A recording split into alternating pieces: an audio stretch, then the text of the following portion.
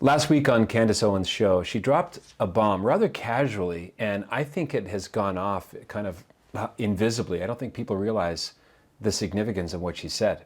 But the thing that Candace said really got my attention, and that is that Charlie Kirk was given a Catholic Mass, funeral, and buried in the consecrated ground of a Catholic cemetery. The reason that is huge, first of all, if true, and I have no reason to believe that Candace is deceiving us, I think she has a source very close to the Kirk family, maybe a member of the Kirk family. First of all, that contradicts the angry narrative of the dispensationalist Zionist evangelicals who will do anything to divert us off the obvious truth that Charlie Kirk was, in fact, as he told Bishop John Brennan of Fresno, I'm this close to becoming Catholic. He was spotted at Holy Mass in St. Bernadette's Parish in Scottsdale, Arizona.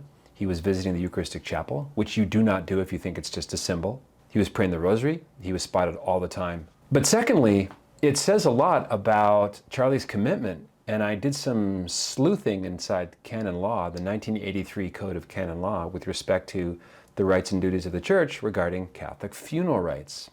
And if you're a research nerd, you want to go to Canon 1183.3. Here's what it says. In the prudent judgment of the local ordinary, the bishop, ecclesiastical funerals may be granted to baptized persons who are not Catholic, unless it's evidently contrary to their will and provided that their own minister is not available. Now here's where it gets interesting. If you're a catechumen is an adult, generally, who's in the RCIA program. Now it's called the OCIA, the Order of Christian Initiation for Adults. These are the classes that parishes put on to instruct people who want to become Catholics. Catechumens, those preparing for baptism, are permitted to be buried as a Catholic with a Catholic Mass and be buried in a Catholic cemetery. So catechumens, as far as funeral rites in canon law are concerned, catechumens are to be considered as the Christian faithful, given the same rights and honors as any baptized Catholic. Why is this a bombshell?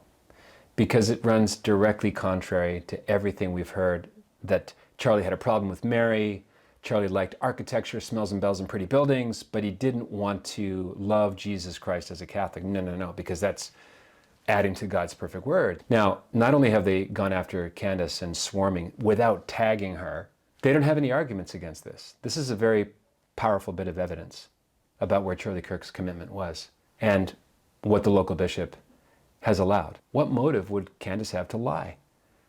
That's a big lie. And it's one that can very easily be exposed. One tweet can expose it. Yeah, hi, this is Charlie's dad. Hey, this is whatever. This is not true.